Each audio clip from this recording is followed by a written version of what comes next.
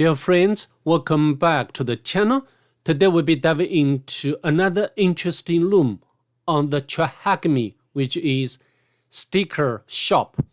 Before we go ahead, if you don't mind, please subscribe to my channel and give this video a thumbs up. It really helps the channel grow. You're greatly appreciated. I'd like to take this room or this video to showcase two important vulnerabilities with web application.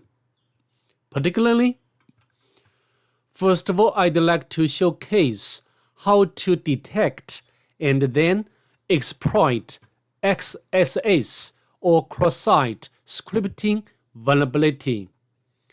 Unfortunately, the XSS vulnerability itself is not enough for us to get the flag. As you can see here, to get the flag, we need to read this file or this page. Okay? Maybe at this moment, you don't know what it means. Let's go back. Additionally, we need to detect and exploit SSRF vulnerability or server-side request forgery. Very probably, you have already heard about this term SSRF before. But, you don't know what this SSRF means for the pen testing or from the perspective of penetration. And also, I'd like to demonstrate how to use JavaScript to generate payload. In this case, of course, malicious payload. And a reminder, this is just a lab, and which can help us to grasp skill and knowledge for the web application. Please do not run these techniques against any system which you do not own. So now, let's jump in. I've already spawned the room already to save time. So now, let's head over to Linux VM.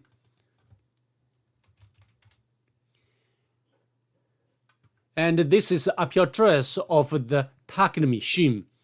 So next, what are we going to do next? We need to perform port and surface scanning with a map. To save time of this video, I've already completed before. So now we can simply get out its result. Let's scroll up a bit. Maybe I need to close up existing Firefox. Okay, so as you can see over here, I took the options like scene scan, the verse scan, default script scan, and then followed by the ON to output the result into this file. Although you can notice here, the IP address has been changed since I respawned the room or the target machine. Anyhow, this one will not affect our penetration. From the map scanning, we can tell the target machine has two open ports. The first one, 22.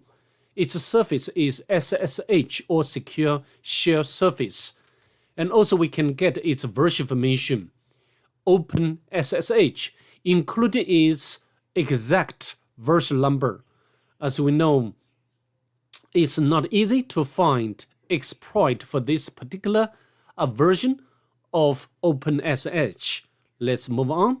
The second open port, 8080, its surface is HTTP, and maybe it's running by Python on the server or on the target side. So what are we going to do next? It's quite clear what we are going to do next. We need to emulate this web application both manually and automatically. Let's fire up the browser to perform manual emulation first, and we can copy the IP address of the target machine from notebook.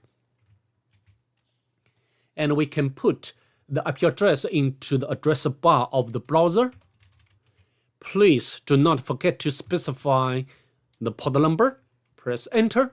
So what we can get. So welcome to the cat sticker shops. And this is the first cat, and this is the second cat. And also we can get their prices. So we only sell stickers at our physical store. Please feel free to stop by. Okay? And as usual, we need to check its source code. Sometimes we can find very important information from the source code, but it's not this case. And here we find another hyperlink feedback. And so please submit your feedback regarding your product, customer feedback. So for example, like hello, submit. Thanks for your feedback. It will be evaluated shortly by our staff. So, this is a very important information.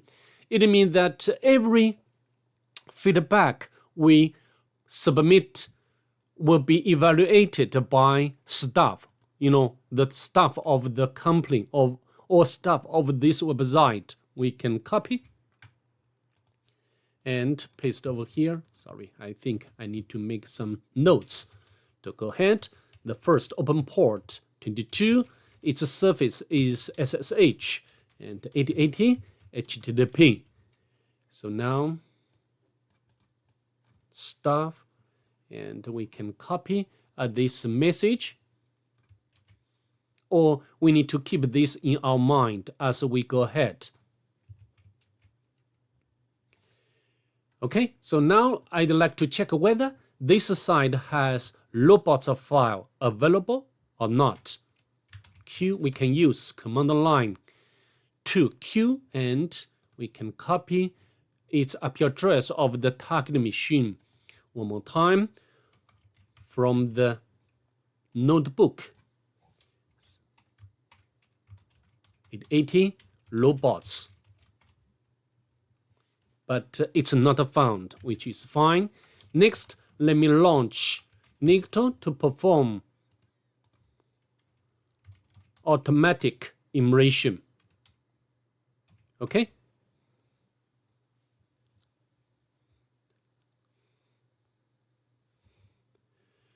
When we try to make automatic immersion with web application, for me, I always use Nikto to begin with, or to start,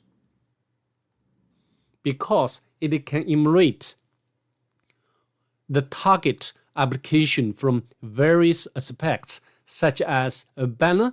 From the banner we can get its version information, and even we'll check with, or we check against its database to see whether this application is vulnerable or not. Besides that, also Nikto can give us information about request header, allowed HTTP methods, and so on and so forth. And also can enumerate out some common files and directories. Of course, built-in word list of Nikto is somewhat small compared to other more professional word lists. In this case, we can't get very much from Nikto. To save the time of this video, I'd like to interrupt here. Next, also we can launch GoBuster to perform directory immersion.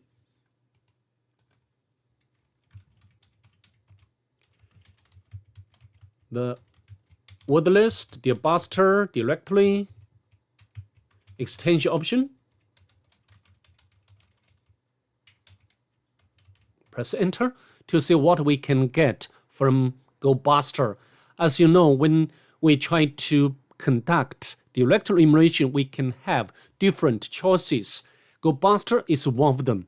For me, personally, I prefer GoBuster because it's very strong from the point of performance. But anyhow, GoBuster in this case can't get anything from, the GoBot can't get anything for us. So to save time, I'd like to interrupt it as well. Okay, so what can we do next? Just now, or up to this point, a very important discovery. The only important discovery is that the feedback page. Let's go back to the browser, because here we can submit some sort of feedback to the site, and some guy or staff will evaluate our feedback. So I think from this we can guess possibly this application is vulnerable to XSS vulnerability or cross-site scripting vulnerability. So how to test? We can test, for example, if we put script, and we can put like alert,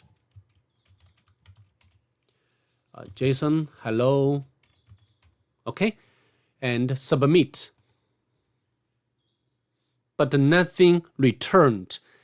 If you think this application is not vulnerable to XSS vulnerability, you will be wrong. Because, why we didn't see such, response, or what we expect? Because this will only be executed or evaluated by other guy or the staff, okay? By the staff, not the normal user, okay? So in other words, when any staff access this site, and then they will get this page, and this page will prompt the alert message, okay? So, but for now, we didn't know that, right? So how to test? I think we can take additional payload for such testing. Let's go to this website. This is a very wonderful website or resource when we try to perform XSS cross-site scripting attack. Okay, for example, I'd like to copy the first payload. And this payload is, what this payload is doing is trying to get the cookie of the page or in the browser and send it back to attacker or attack machine. Okay, let me copy. And we can, for example, copy and paste here. And because we need to do some modification, but of course, we should set up the web server with Python or anything like Netcat. But I think Python 3 is fine. So now we can try to replace this local host to our Kali Linux. And you can use any parameter, doesn't matter. So if the target machine is vulnerable to XSS vulnerability, and then possibly our web server running on the Kali Linux can receive such request. Okay, so now we can copy and paste over here.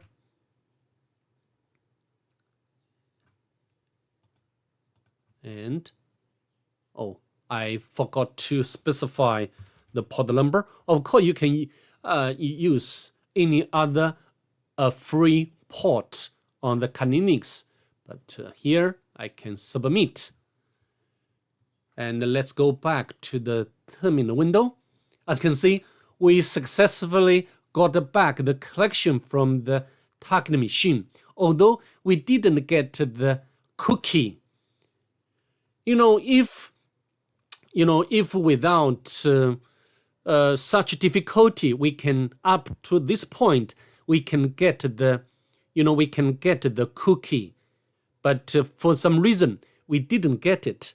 Okay, sorry, I didn't mention that one. So the flag the flag lies in this page, okay? And if you access this page directly through browser, maybe I can open new tab.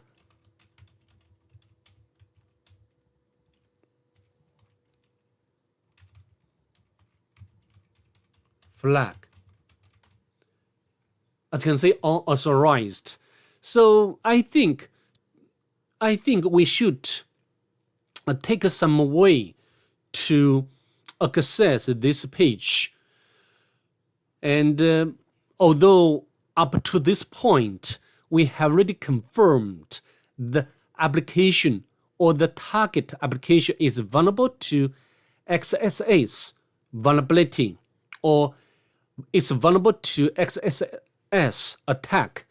But for now, we can't access, we can't utilize this vulnerability to access this page or the flag page. Just I mentioned at the very beginning, we need to combine the XSS vulnerability with another important vulnerability of web application, which is SSRF. You know, SSRF means server side. You know, this one. Let me bring back the PowerPoint. You know, this is server side request forgery. Normally, the request will be initiated by the browser, but the server-side request forgery is different. The request will be triggered on the server side itself, okay? And will cheat the application. Yeah, the request is from client or from browser. So this is what this kind of vulnerability means. Okay, so how to do? We need to utilize the JavaScript code to fetch, you know, this page, and utilizing this SSF vulnerability. Okay, and let me go back to you know, the Linux. I've already, you know, got this piece of code from somewhere. So as you can hear, you know, this is, you know, fetch. Fetch is very similar to, you know, the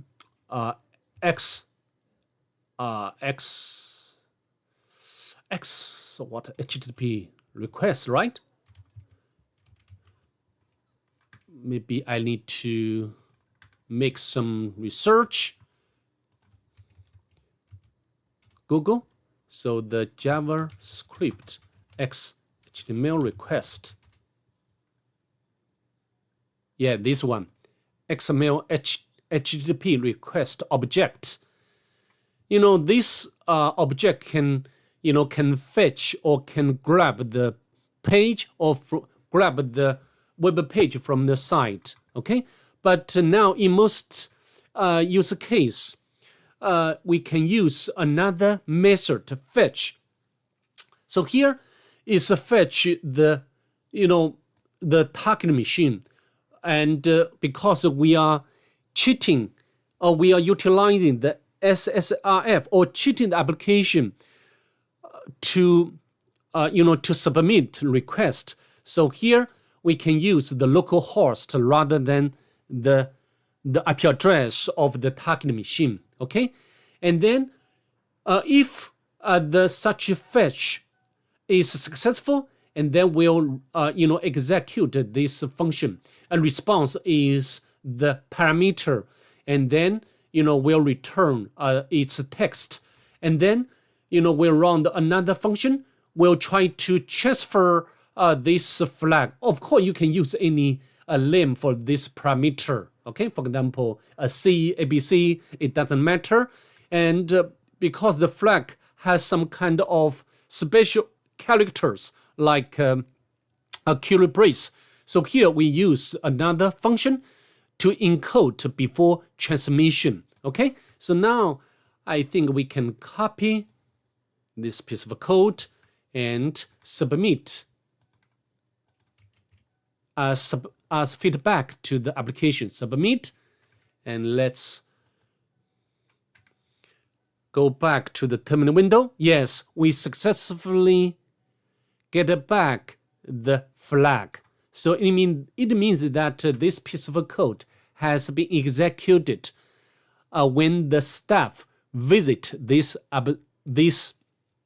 site, or when the staff evaluates the feedback submitted by us, right? So now I think we can copy and we can go to the subchef to decode, or you can use Bub Suite. It doesn't matter. So now we can, of course, already put over here. So now we successfully got the output, and then we can copy the output and then submit it to the loom. I think it should be right, correct. Fantastic. So I think that's pretty much it. I'd like to see you next. Bye. Have a good day, please.